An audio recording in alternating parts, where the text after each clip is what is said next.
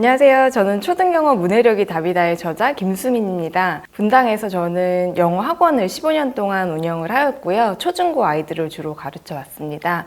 지금은 골라줄게 영어책과 케어스쿨을 운영하고 있습니다. 영어 문해력은 단순히 텍스트를 이해하는 것을 넘어서서 깊숙이 읽고 잘 표현하는 능력이라고 생각해 주시면 좋을 것 같아요. 영어 문해력적인 측면에서 조금 보자면 세 가지 영역으로 좀 나눌 수 있을 것 같습니다. 첫 번째는 이제 많이들 알고 계시는 것처럼 읽기를 통해서 텍스트를 잘 이해하는 그런 수용 능력이 있고요. 이 중간 단계가 있는데요. 중간 단계에서는 텍스트를 조금 분석하고 좀 더 느껴보고 자기의 말로 두 번째로 이렇게 좀 풀어내는 능력이라고 해야 될까요? 그런 이제 중간 영역이 있고요. 그것을 발산해내는 영역은 이제 말로나 써보는 서술해보는 그런 능력을 조금 말하는데요. 영어 문해력의 골든타임이라고 하자면 몇 학년일까요? 우리 어머님들 몇 학년이라고 생각하시는지 저도 궁금한데요. 보통은 제 경험상은 초3부터 이제 5학년 정도까지라고 보고요. 6학년부터는 요것들이 이제 잘 쌓이면 그 이후부터는 자기들이 공부하는 시기가 이제 오죠. 이론적으로도 뭐 언어학적으로 굉장히 유명하신 언어학자 크라센이 I+1, 아이의 수준보다 +1 조금 더 어려운 영역을 얹어줬을 때 아이들이 조금 실력 발달이 일어난다, 이런 이론이 있습니다. 네, 제가 책에 영어 문해력 발달을 방해하는 요소 5가지 이렇게 써놓긴 했습니다만 뭐 방해까지는 사실 아니고요. 부모님들께서 이제 흔히 조금 실수 정도라고 생각해 주시면 좋을 것 같아요. 첫 번째는요, AR 점수나 이런 지수에 너무 매몰돼서 그 수치에 의존하지 말자, 요거를 좀 기억해 주시면 좋을 것 같아요. 사실 AR 점수와 문해력의 상관관계는 어느 정도 있습니다만 꼭 인과관계라고 할 수 없거든요. 왜냐하면 AR 지수는 단어에 뭐 등장하는 개수라든지 문장의 길이, 그 책의 난이도를 이야기하지 아이의 심도 깊은 이해력, 사고력, 그 다음에 이것을 통해서 내가 느낀 것이나 이렇게 깊은 것을 물어보는 것들이랑은 조금 연관이 없어요. 조금 더 길게 보고 아이의 그 영어 사고력을 키워주신다고 생각하시면서 조금 AR 지수를 뭐 매달 측정한다든지 뭐 이런 것만 좀 안 해주시면 될 것 같아요. 그래서 AR 점수 잘 나왔다고 방심하지 말고 못 나왔다고 실망하지 말자, 이렇게 생각을 합니다. 이제 두 번째 피해야 될 부분은 벽돌 깨기식 독서 지도법인데요. 보통 우리가 이제 욕심이 과하다 보면은 정보를 막 수집하고 그것을 이제 아이한테 또 이제 투입을 시키려고 하는데, 사실 독서라는 것은 성인들도 그렇잖아요. 자기가 좋아하는 취향이란 게 있단 말이에요. 그래서 자기가 읽고 싶은 장르와 취향을 따라가는 그런 취향 독서로 원서 지도를 좀 해주셔야지 아이들이 책을 좋아하게 됩니다. 그리고 책을 잘 못 읽는 아이들한테 자꾸만 책을 읽으라고 하니까 이제 악순환처럼 좀 되는 건데, 일단 책을 좋아하게 만드는 것이 첫걸음이라고 생각을 합니다. 캐릭터라든지 아이가 좋아하는 장르라든지 또 원서책에는 캐릭터가 유난히 많이 나옵니다. 그래서 그런 것들을 조금 집중적으로 아이한테 노출시켜 주는 것들, 그러면서 큰 틀 안에서만 벗어나지 않게끔 잡아주시는 것들, 그런 것들이 좀 필요할 것 같고요. 세 번째 같은 경우는 단순 암기식으로 영어를 하는 부분도 조금 지양해야 될 필요가 있습니다. 특히 어휘 같은 경우는 암기는 마지막 부분에 하는 거지 초반에 이해가 좀 기반이 되어야 되거든요. 그 문맥에서 어떻게 단어가 쓰이는지 이런 것들을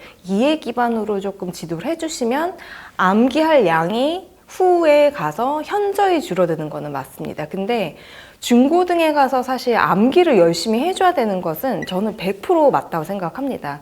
그 중고등의 입시 책에는요, 거의 암기를 못하면 점수와는 굉장히 거리가 멀어지는 그런 현상이 발생하는데, 그 암기가 되려면 사실 이해 기반이 없고서 그냥 무작정 암기는 안 됩니다. 암기 기반으로 먼저 접근하시지 마시고 조금 뭐 동의어라든지 유의어, 반의어, 맥락 속에서 예문을 통해서 어떻게 쓰이는지 이런 쓰임법을 조금 더 접근을 해주시면 좋을 것 같습니다. 네 번째는요, 5가지 중에 가장 안타까운 부분이라고 생각을 하는데요. 읽기와 쓰기의 불균형입니다. 레벨 테스트나 어떤 테스트만 보면 아이들과 항상 쓰기 영역에서 거의 점수가 폭락을 하는 경우가 있습니다. 아무리 잘 읽어도요, 요즘 교육 과정도 그렇고 전문 기관에서 이런 영어 능력을 측정할 때는 말이나 글로 서술하게끔 하는 능력을 반드시 체크를 하는데, 연결되는 지점에서 조금 부족하다 싶을 때는 그런 부분들이 부모 입장에선 우리 아이가 굉장히 많이 읽고 영어 학습 연차가 이렇게 오래됐는데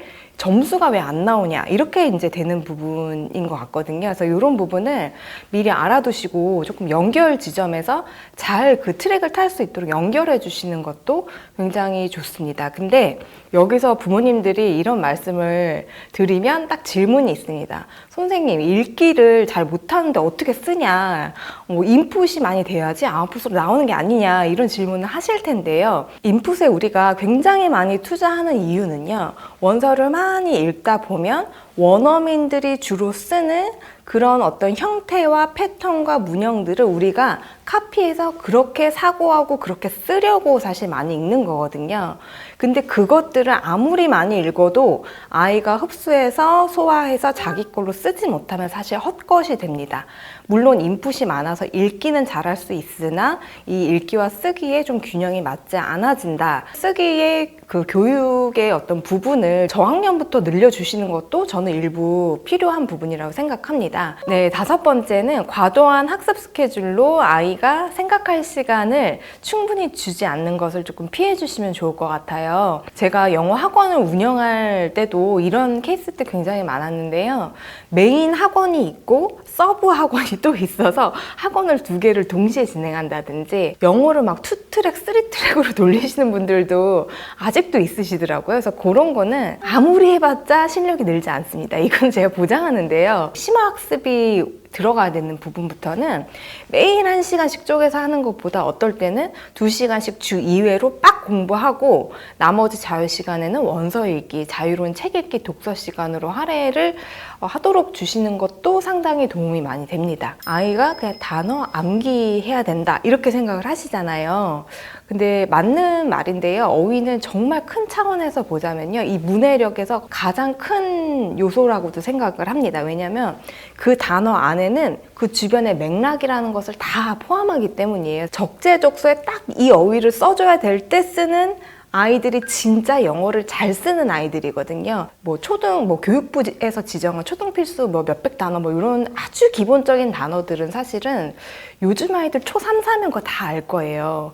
근데 그것은 깊숙이 공부할 거리가 많이 없죠. 왜냐면 그냥 단일 그 명사 하나, 동사 하나이기 때문에. 근데 접사가 붙어 있다든지 어근이 들어가 있다든지 이런 식의 조금 심화 단어로 가도록 그래서 노력을 조금 하고 있어야 되는 거예요. 그래서 그런 단어들이 나올 경우에 좀 풍부하게 공부해 줬을 때 어휘력이 진짜 좋아집니다. 2번째는요, 우리가 잘 알다시피 독해력입니다.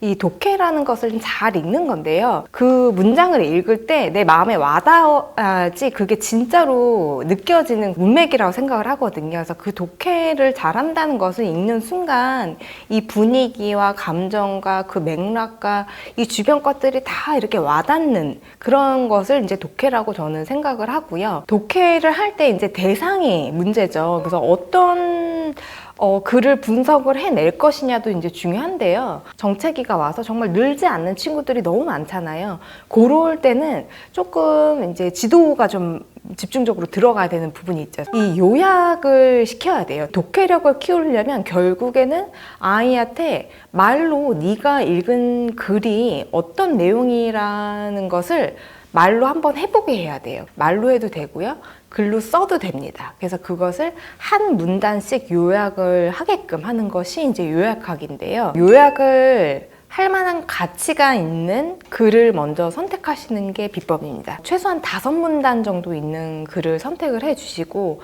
문단별로 어떤 내용이 담겼는지 영어라도 좋고 한국어도 좋으니 그것을 한 줄씩 정리를 하게 하시고 한 문장으로 끝나게끔 이제 정리를 하게 해주시는 게 요약하기 지도법입니다. 4번째 비법은요, 쓰기 부분을 좀 발달을 시켜주시면 좋은데요. 제가 아주 초등 저학년부터 중등까지의 쓰기 로드맵을 한번 짚어드릴게요.